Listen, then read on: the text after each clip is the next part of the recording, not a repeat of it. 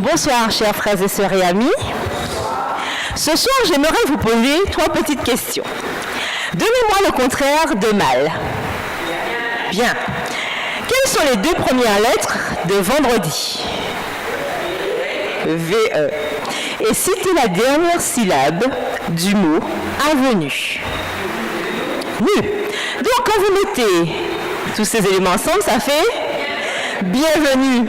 C'est donc avec une immense joie que je vous souhaite une chaleureuse et cordiale bienvenue à Horeb en ce soir. C'est la maison de Dieu.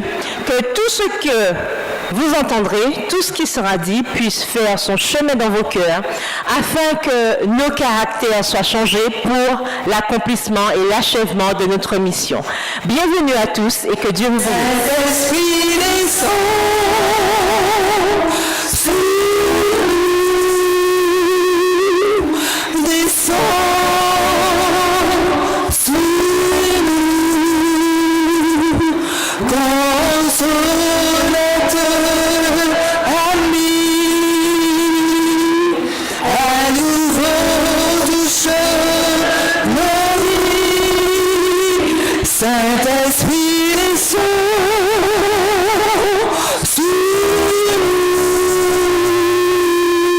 descend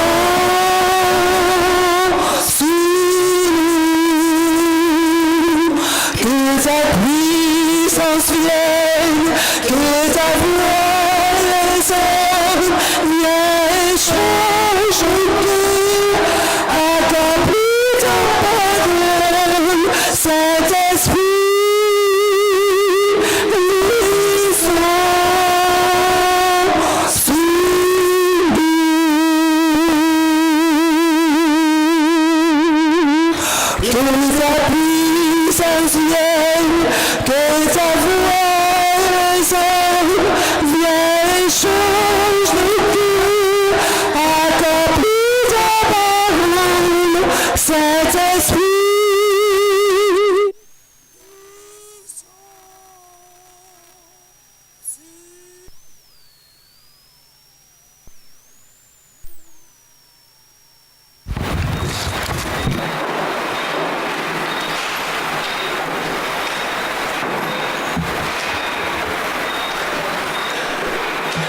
Frères et sœurs, bonsoir.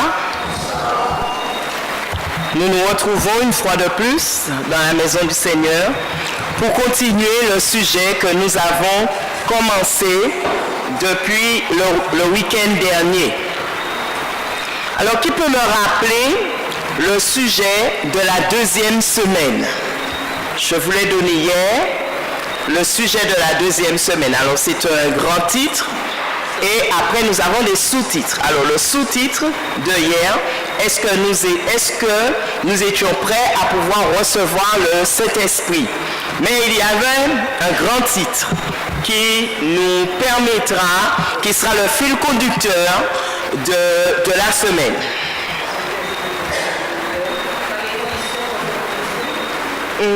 On va parler de cela, oui, mais ce n'est pas le titre.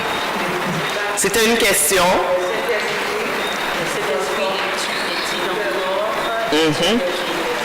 Alors, le Saint-Esprit, la promesse du Saint-Esprit est-elle encore d'actualité? C'était la semaine dernière. Alors, voilà. Faut-il être prêt à...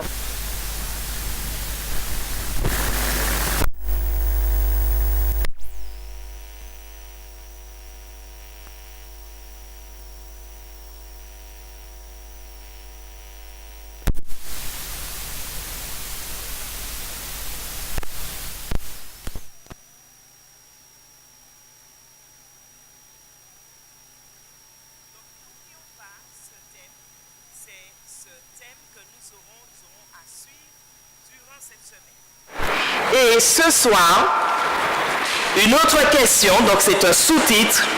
Ai-je reçu le Saint-Esprit dans ma vie et qu'est-ce qui me le montre ou qu'est-ce qui me le démontre? Je reprends. C'est une question qui est posée à chacun de nous, à vous et à moi. Ai-je reçu le Saint-Esprit dans ma vie et qu'est-ce qui le démontre ou encore qu'est-ce qui me le montre? Donc, je pense qu'à la fin de cette causerie de ce soir, nous aurons à répondre individuellement, non pas collectivement, ce serait un peu déjà trop facile, mais répondre individuellement à cette question. C'est une question personnelle, c'est une question individuelle qui me permettra tout au long de ce sermon, me permettra de réfléchir afin de savoir est-ce que réellement en tant que chrétien, depuis que j'ai été baptisé, depuis que j'ai dit oui au Seigneur, depuis que j'ai accepté le Seigneur comme sauveur personnel, est-ce que réellement j'ai reçu le Saint-Esprit dans ma vie? Et d'ailleurs, si oui, qu'est-ce qui me le montre? Qu'est-ce qui le démontre? Ok? Alors nous allons demander à Dieu son Esprit Saint pour nous assister durant cette prédication. Nous baissons la tête. Père éternel, nous te remercions car une fois de plus, tu as conduit nos pas dans ta maison pour que nous puissions entendre de toi, Seigneur. Nous savons tous que tu nous aimes et que tu voudrais le meilleur pour chacun de nous. Et c'est pourquoi tu voudrais nous rappeler tes promesses. Tu voudrais nous rappeler les exhortations, Seigneur, contenues dans ta parole, afin que chaque jour, nous puissions, Seigneur, devenir comme toi tu le voudrais et que nous soyons des témoins efficaces et vivants pour toi. Que ta paix soit sur chacun de nous et que ton Esprit Saint soit en nous et nous permette de comprendre et aussi nous permette de réagir. Au nom de ton Fils Jésus, nous t'avons prié et pour ta gloire. Amen. Ai-je reçu le Saint-Esprit dans ma vie et qu'est-ce qui le démontre? Voici l'une des déclarations de la servante du Seigneur, Ellen White, concernant le Saint-Esprit. Et cette déclaration se trouve dans Témoignages pour l'Église, volume 5. C'est, ce volume, nous ne l'avons pas en français, c'est en anglais, à la page 267. Alors, je vais lire cette déclaration. Priez afin que les puissantes énergies de l'Esprit Saint, avec toute leur force réparatrice, vivifiante et transformatrice, puissent fondre semblable à un choc électrique sur l'âme paralysée, faisant vibrer chaque nerf d'une nouvelle vie, redonnant à l'homme tout entier dans un état d'assoupissement terrestre et sensuel, la santé spirituelle. Vous deviendrez ainsi, dit-elle, participants de la nature divine, ayant échappé à la corruption qui règne dans le monde par la convoitise. Et dans vos âmes se reflètera à ce moment l'image de celui par les meurtrissures duquel vous êtes guéris. Elle continue, elle dit, aussi saisissante que cette déclaration puisse être, c'est-à-dire les puissantes énergies semblables à un choc électrique, faisant vibrer chaque nerf, nous ne devons pas passer à côté de l'essentiel, c'est-à-dire devenir participants de la nature divine. Et dans vos âmes, à ce moment, se reflètera l'image de notre Seigneur Jésus-Christ. Chers amis, c'est une citation de la part de la servante du Seigneur qui est importante et que nous devons justement prendre en considération. Car nous savons que nous sommes en tant que peuple de Dieu, en tant que chrétiens, nous sommes appelés à refléter le caractère de notre Seigneur Jésus-Christ en chacun de nous. Vivre la puissance de sa résurrection consiste à être conforme à lui dans la mort. Philippiens 3, le verset 10. La plupart des chrétiens que nous sommes oublient que non seulement Jésus nous pardonne de nos péchés, mais il nous donne aussi la puissance de mener une vie nouvelle en Jésus-Christ. Et cette puissance, écoutez bien, ne vient pas de la mort du Christ sur la croix, mais elle vient du fait que notre Seigneur Jésus-Christ est ressuscité et qu'il est monté là-haut. Frères et sœurs, chers amis, Jésus est venu sur la terre avant tout. Il est venu pour prouver à l'univers que ce qui était proposé par Lucifer était tout simplement un réel mensonge. Le diable affirmait qu'aucune créature ne pouvait pleinement obéir à la loi de Dieu. N'est-ce pas ce qu'il avait affirmé? Il a dit que personne en tant qu'homme ne pourrait obéir à quoi? À la loi de Dieu et mener une vie parfaite en Jésus-Christ. D'ailleurs, nous voyons que l'ennemi, il fut créé, en ce temps-là, il n'était pas encore ennemi, il se faisait appeler comment? Lucifer. Il fut créé parfait dès le départ. Il avait des dons, il avait des capacités exceptionnelles. Nous pouvons lire cela dans Ézéchiel 28, 12 à 15, que vous pourrez prendre note. Et pourtant, il ne parvint pas à rester sur la bonne voie. Selon lui, Adam et Ève étaient un deuxième exemple. Alors, qu'en est-il du reste de l'humanité? C'est une cause perdue, affirme l'ennemi dès le départ, en ce qui nous concerne. Si tu es Dieu de justice, comme tu le dis, alors tu dois détruire le monde comme tu veux me détruire. Pourquoi?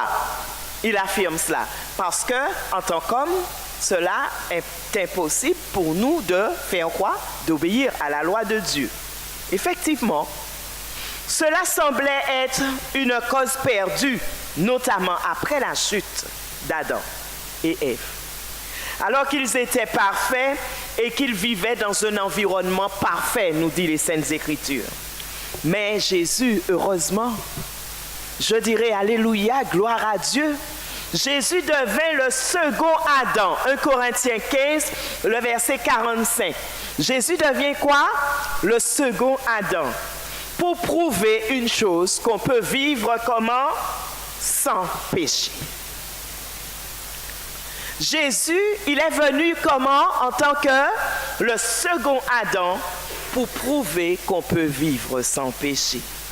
Et pendant plus de 33 ans, Jésus résista du moins au péché, jusqu'à la mort. Jusqu'à la mort, Jésus fit quoi? Il résista au péché. Il était baptisé chaque jour du Saint-Esprit. Et chaque jour, comme nous dit les Saintes Écritures, il passait des heures en communion avec son Père. Pourquoi passait-il des heures en communion avec son Père, chers amis? Est-ce que vous avez une petite idée? Pour résister à quoi? Aux tentations de l'ennemi. Notre Seigneur Jésus-Christ passait des heures en communion avec son Fils, avec son Père, afin de vivre l'atmosphère du ciel qui lui permettrait de continuer à avancer dans un monde de péché. Car s'il ne le faisait pas, chers amis, nous pouvons imaginer que ce serait un peu difficile. Mais il avait besoin de cette force. Il avait besoin de la force de son Père pour résister à la tentation. Et cette citation vient du ministère de la guérison, page 40-44 d'Ellen White.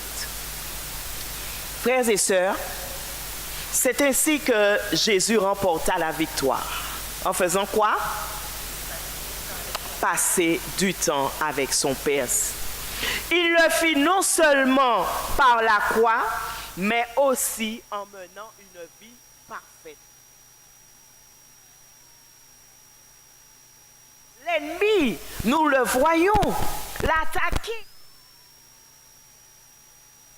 succomber. Non, au contraire, il répondait par quoi? Il est écrit. Et pour répondre, il est écrit, frères et sœurs, il faut au départ qu'on ait quoi? qu'on connaît la parole de Dieu. Si nous ne connaissons pas et que l'ennemi s'approche de nous, est-ce que nous pourrons dire « Ainsi il est écrit » ? Pas du tout. Et puisque nous ne connaissons pas la parole, puisque nous ne la méditons pas, nous ne passons pas du temps avec notre Père Céleste, ce sera facile pour l'ennemi de s'approcher et de nous terrasser en quelque sorte. Pourquoi ? Parce que nous ne sommes pas sûrs de ce que la parole de Dieu avance. Et nous connaissons les techniques de l'ennemi disant qu'il mélangeant l'erreur à la vérité. Et cela est tellement subtil que nous ne pourrons pas le discerner. Mais si, au contraire, nous passons du temps avec notre Seigneur Jésus-Christ, nous pourrons voir la supercherie de l'ennemi et répondre « Il est aussi écrit ». Chers amis, Jésus donna sa vie pour vous et pour moi. Il fit cela pour payer nos péchés. Sa mort pour nous lui donna le droit de nous accorder sa vie parfaite.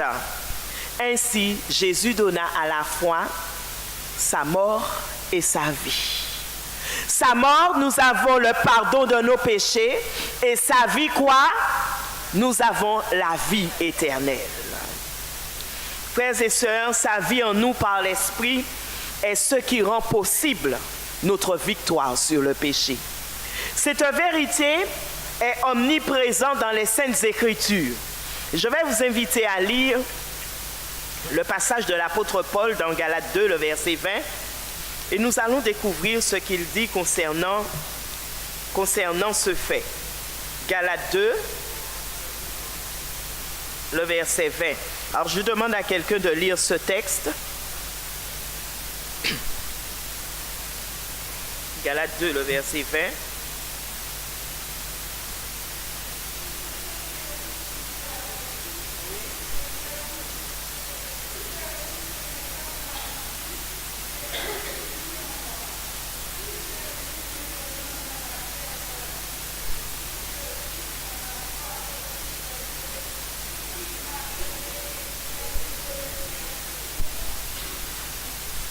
Merci.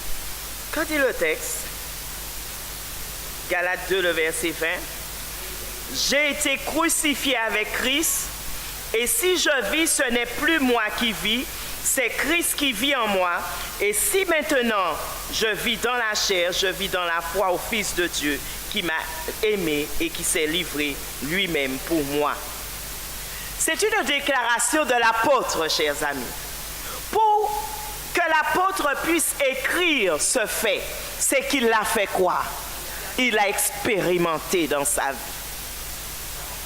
On ne peut pas déclarer quelque chose qu'on n'a pas expérimenté, frères et sœurs.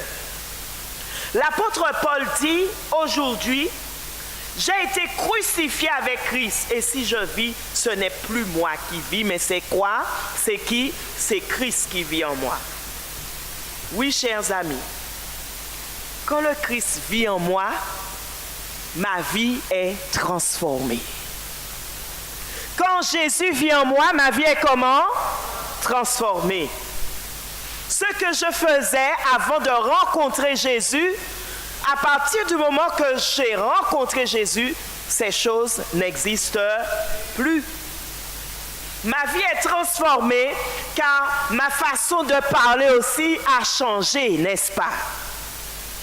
Ma façon aussi de m'habiller a changé. Est-ce que nous sommes d'accord? Est-ce que j'ai besoin, en tant que prédicateur, de dire à un membre d'église comment parler, comment s'habiller, quoi manger? Non! Nous n'avons pas cela à dire. Est-ce que nous sommes d'accord, chers amis? Ce n'est pas notre devoir. Notre devoir, c'est de faire quoi? C'est tout simplement de faire comprendre à notre ami, à notre sœur, à notre frère, que si effectivement nous avons une vie cachée en Jésus, si effectivement le Saint-Esprit demeure en moi, ma vie est transformée, frères et sœurs. Les choses que je mangeais, je ne les mange plus, comme dit la chanson. Les choses que je disais, je fais quoi? Eh bien oui. La manière dont je m'habillais, je ne m'habille plus. Alors, il y a quelqu'un qui m'a fait remarquer cette semaine une chanson, moi je ne l'ai jamais entendue. Il y a une chanson apparemment qui dit que, en gros, que c'était le temps des bikinis, ok?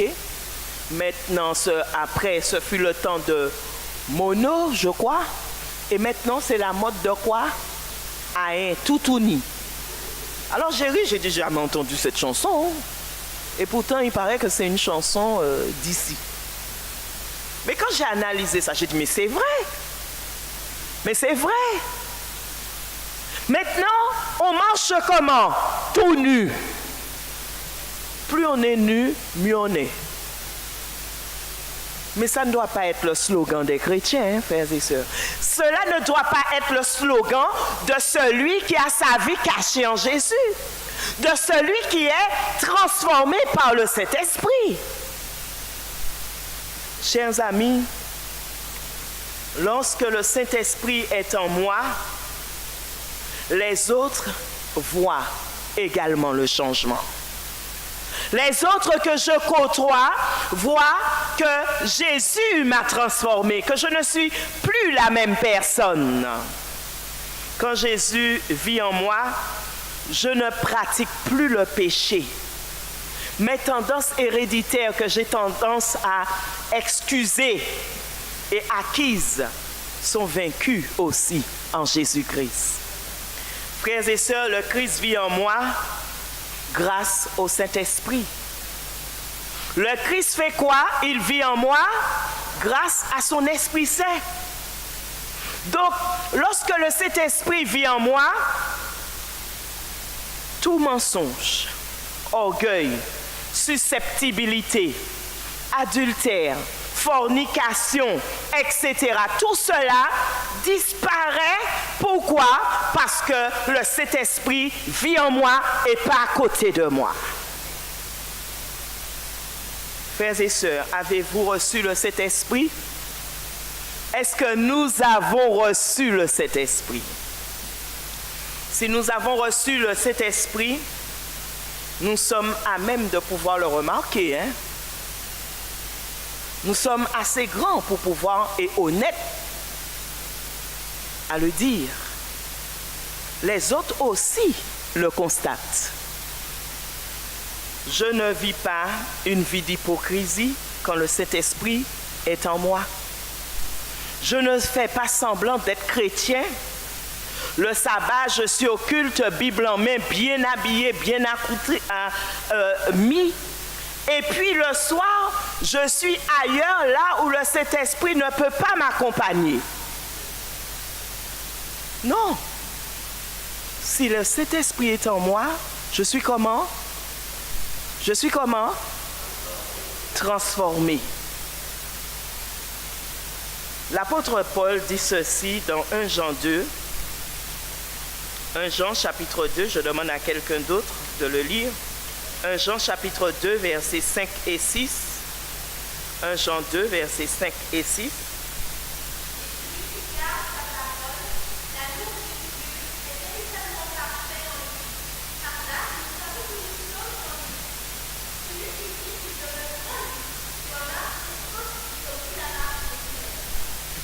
C'est une déclaration claire et évidente, hein, chers amis.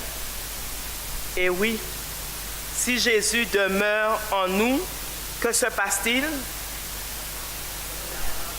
Nous marchons comme Jésus a marché lui-même.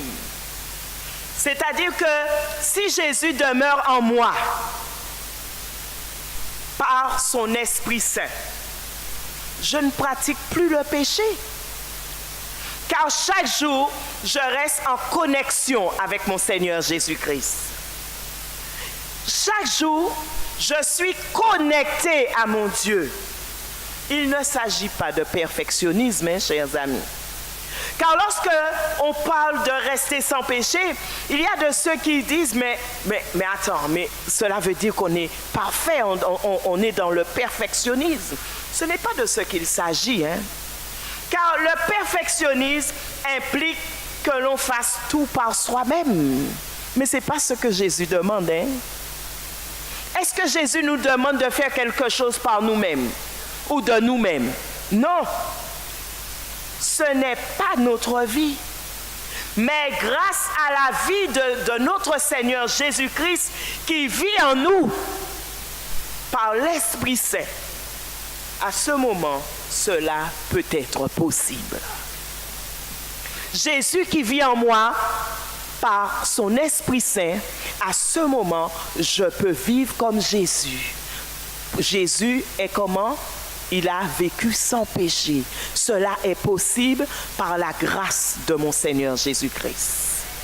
Cela veut dire que en tant que chrétien, je ne pratique pas le péché.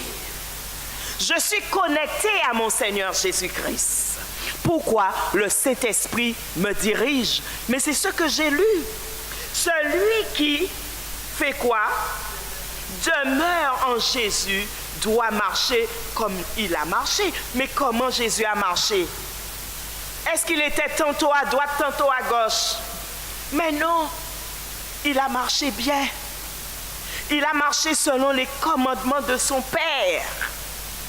Et c'est pourquoi, chers amis, aujourd'hui, lorsque le Saint-Esprit vit en moi, j'ai une vie abondante en mon Seigneur Jésus-Christ.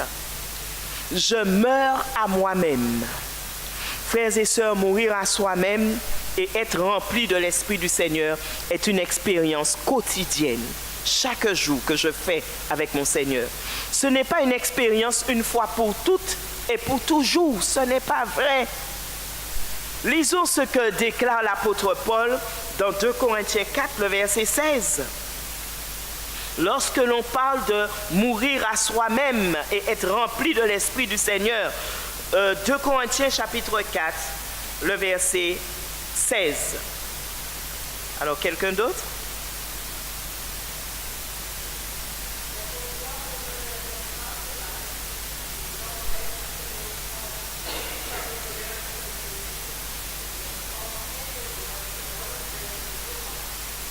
Oui, chers amis. L'apôtre Paul nous dit, c'est pourquoi nous ne perdons pas courage, et lors même que notre homme extérieur se détruit, notre homme intérieur se renouvelle de jour en jour.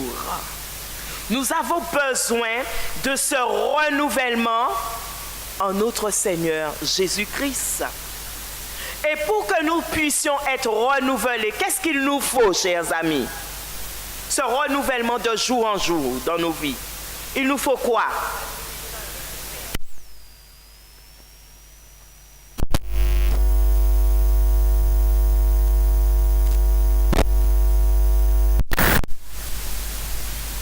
Ce n'est pas à dire que aujourd'hui, dimanche, j'avais plus de temps, je passe toute la matinée, je suis connecté pendant toute la matinée, je consacre au moins 6 heures de temps. Et puis demain matin, comme je suis très pressé, donc j'ai fait provision hier pour lundi.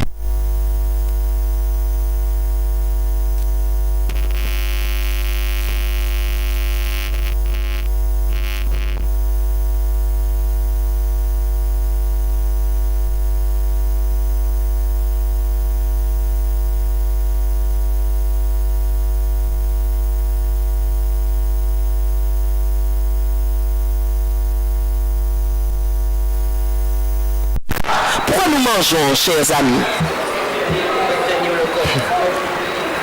Vous savez bien pourquoi vous mangez. De même, nous devons manger spirituellement aussi pour entretenir ce corps spirituel.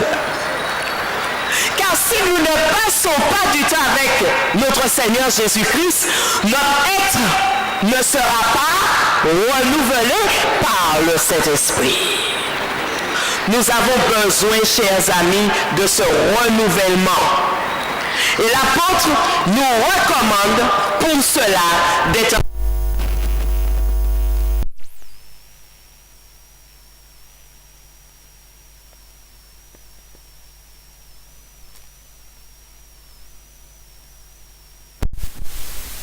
un verbe d'action qui dit que nous devons continuer à être remplis du Saint-Esprit. Donc, cela veut dire que d'une manière permanente, chaque jour, on ne s'arrête pas.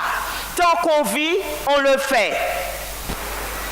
Quand nous sommes remplis de l'Esprit Saint, nous sommes conduits par l'Esprit chaque jour. Et Paul parle de l'importance que cette expérience soit quotidienne quand il affirme « Car tous ceux qui sont conduits par l'Esprit de Dieu sont fils de Dieu ». Romains 8, le verset 14, vous pouvez le noter. Dans ce texte, la forme verbale, dans le grec traduit à nouveau une action continue. Paul dit « Tous ceux qui continuent à être », tous ceux qui continuent d'être conduits quotidiennement par l'Esprit de Dieu. Action continue. Il n'y a pas de pause. Il n'y a pas d'arrêt. Non-stop, frères et sœurs. Par conséquent, nous devons quotidiennement recevoir l'Esprit du Seigneur pour être comment? Pour être dirigé par lui.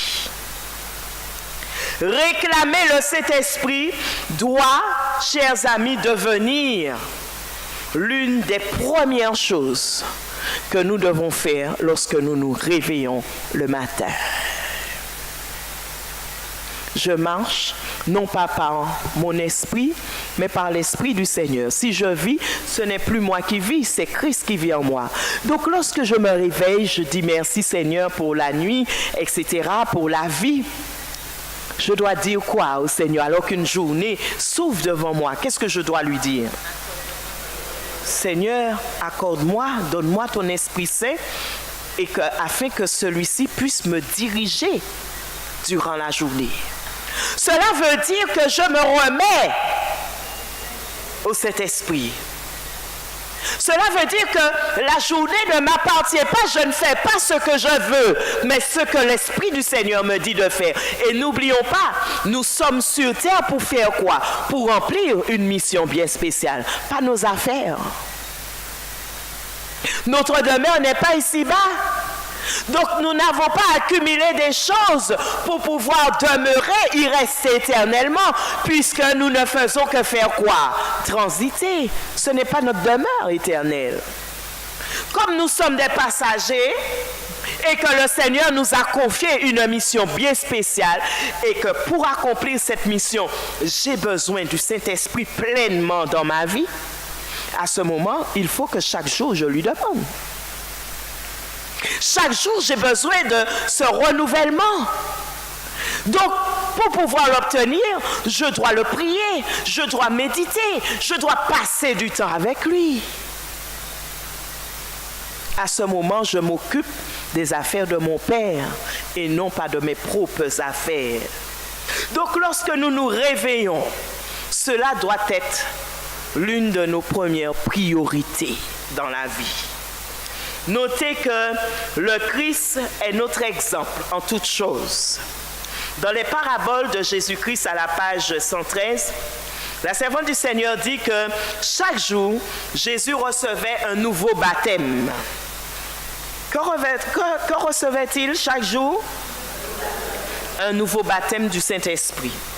De grand matin, l'Éternel le tirait de son sommeil et oignait son âme et ses lèvres de grâce afin qu'il puisse la communiquer à d'autres. Frères et sœurs, le Saint-Esprit en nous nous donne de la puissance à notre témoignage et produit le fruit du caractère du Christ dans notre vie. Paul écrit dans 2 Corinthiens chapitre 3, le verset 18, nous ne sommes pas loin, 2 Corinthiens 3, le verset 18, il dit que nous tous qui le visage, comment? Découvert, contemplons comme dans un miroir la gloire du Seigneur, nous sommes transformés en la même image de gloire en gloire comme par le Seigneur l'Esprit. Que dit l'apôtre Paul ici, chers amis? Que dit-il? Que dit-il? 2 Corinthiens 3, le verset 18, que dit-il? Il dit que nous devons faire quoi? Contempler quoi? Comme dans un miroir, la gloire du Seigneur. Et lorsque nous contemplons, qu'est-ce qui se passe-t-il, chers amis? Nous sommes transformés. Alors, quand on vous dit contemplons, nous allons prendre la Bible et puis nous allons la regarder ainsi. Et nous allons la regarder, essayer de... C'est ce que la parole du Seigneur nous dit. C'est ce que ça veut dire contempler. Que veut-il dire par là? Que veut-il dire par là?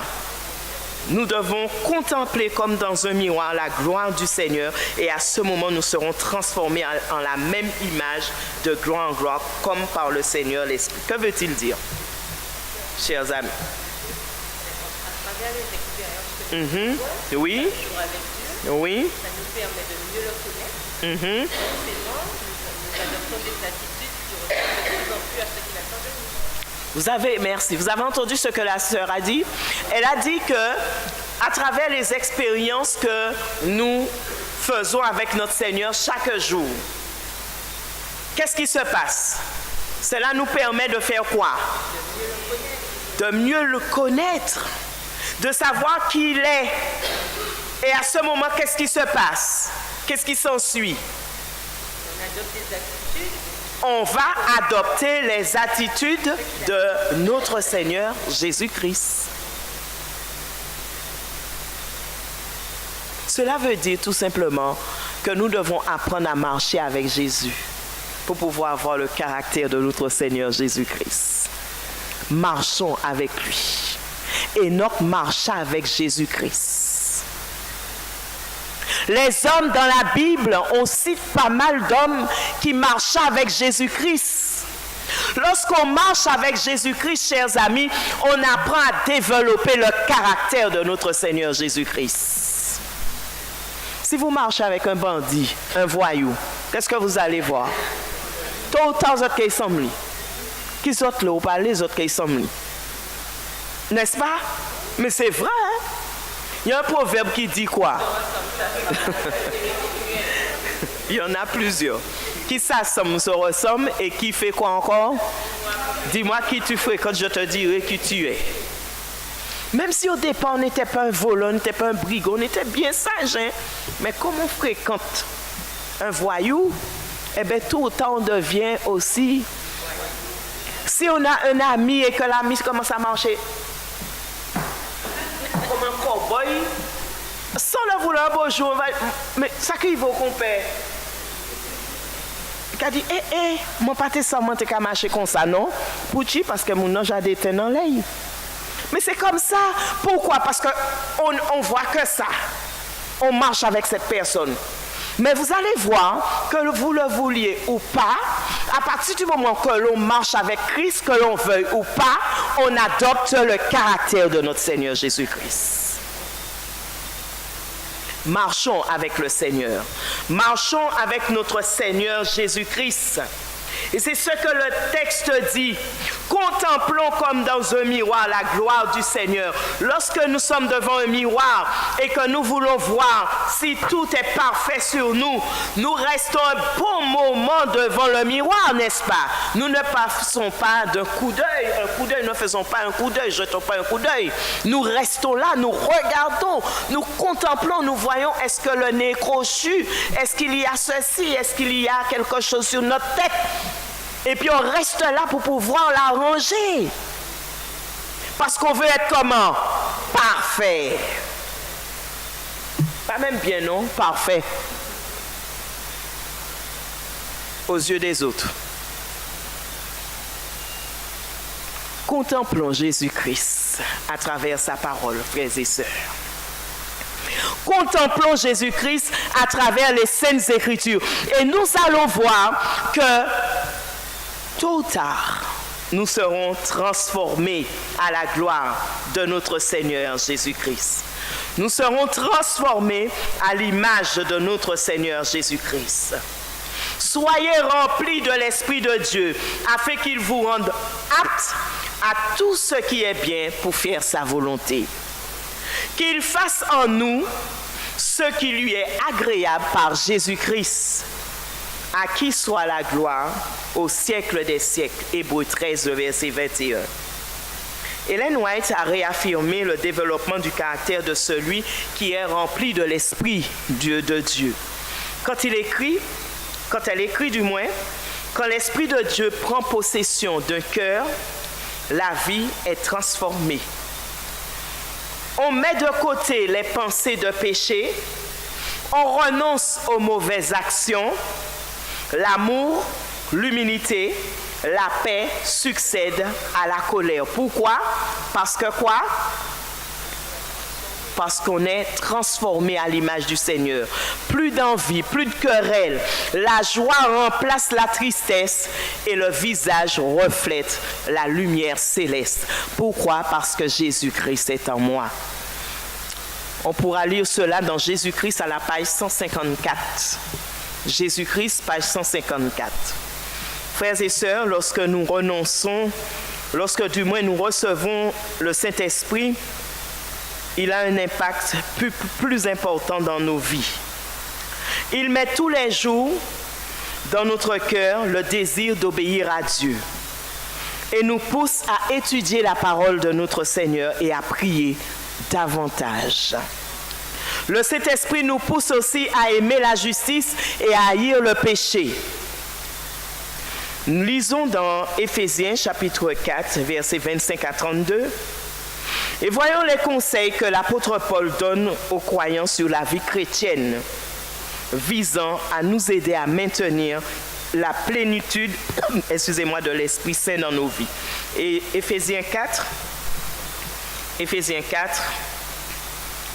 les versets 25 à 32.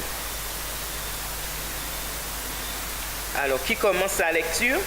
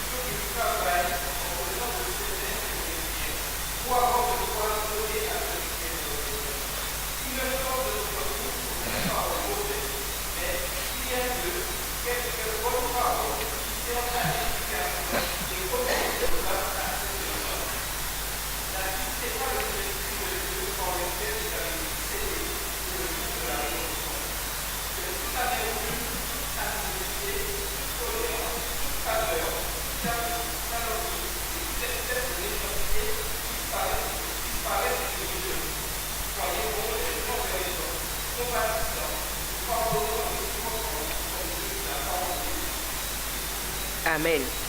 Chers amis, ça c'est le résumé de la réponse à la question que je vous ai posée en ce soir.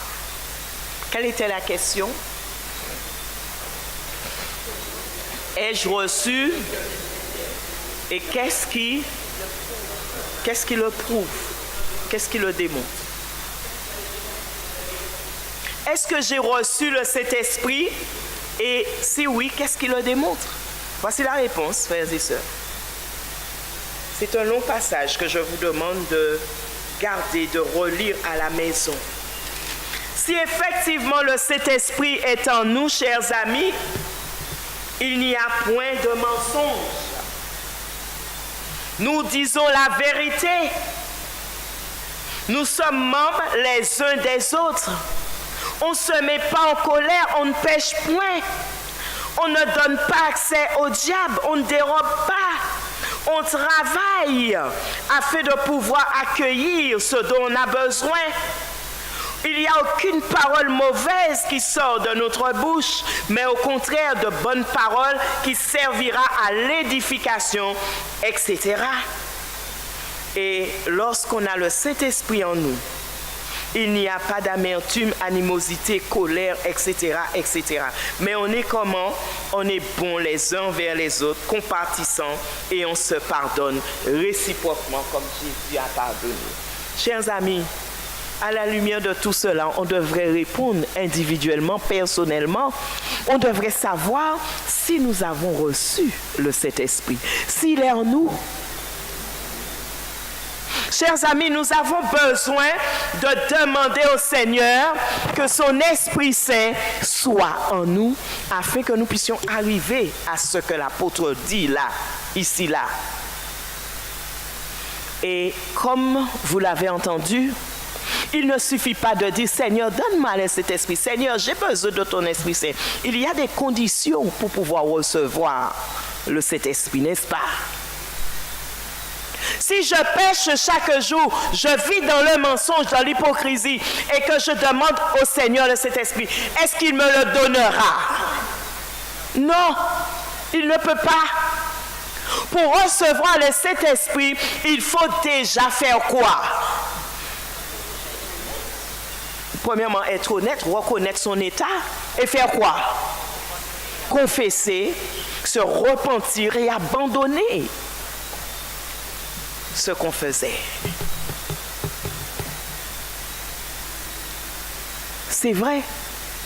Nous avons besoin de l'Esprit Saint. Mais le Saint-Esprit ne viendra pas comme ça. Et pour pouvoir connaître cette expérience dont parle l'apôtre Paul dans Éphésiens 4, nous avons besoin de recevoir le Saint-Esprit en nous, pas à côté de nous, mais en nous, pour que nous soyons transformés de gloire en gloire à l'image de notre Seigneur Jésus-Christ. Chers amis, si nous ne sommes pas encore arrivés à ce point, c'est qu'il y a un problème dans notre vie et que nous devons, comme les apôtres, dans la chambre haute, nous asseoir et faire table rase et faire son examen de conscience pour savoir, mais Seigneur, qu'est-ce qui ne va pas dans ma vie depuis le jour que je t'ai accepté comme sauveur personnel? Seigneur, mais qu'est-ce qui ne va pas?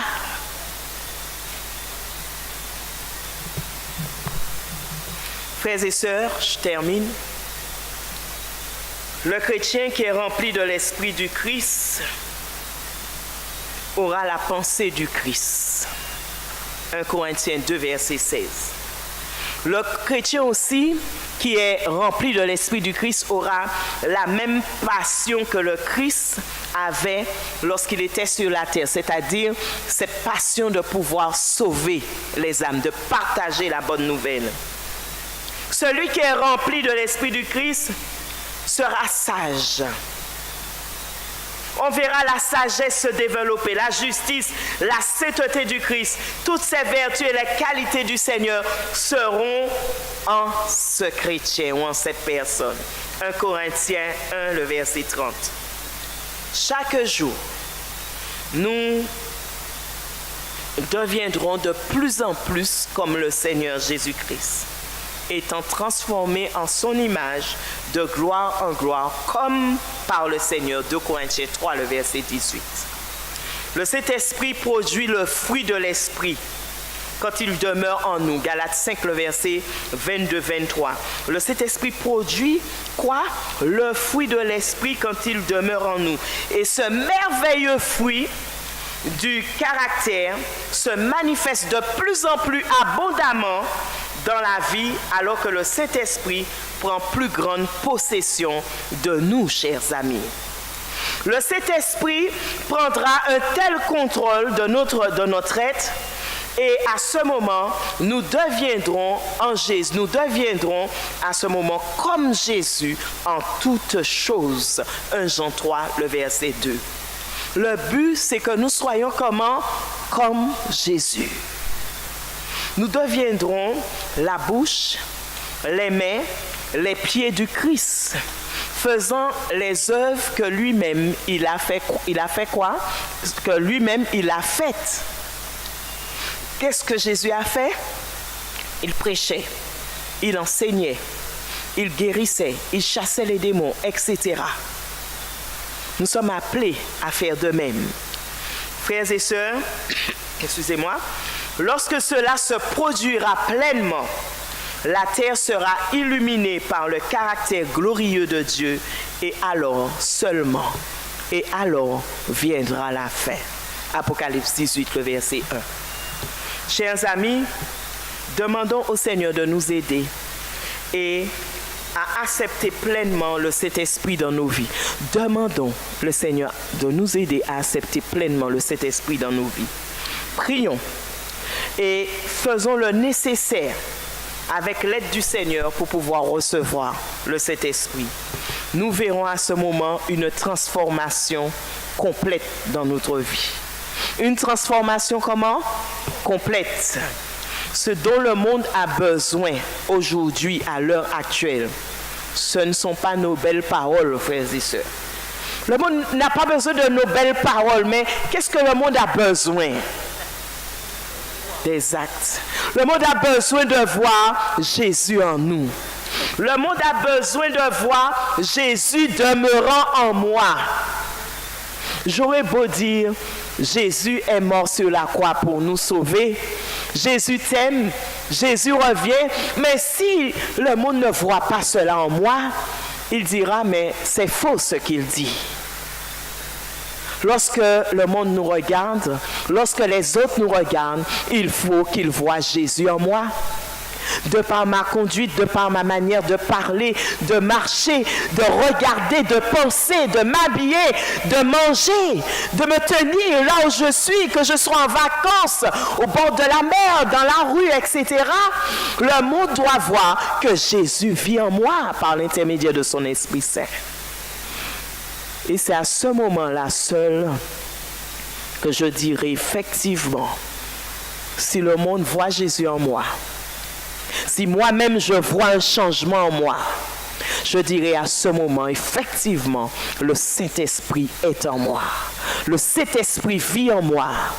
Et je demanderai chaque jour au Seigneur de renouveler le Saint-Esprit afin de continuer à vivre avec lui jusqu'à ce qu'il revienne.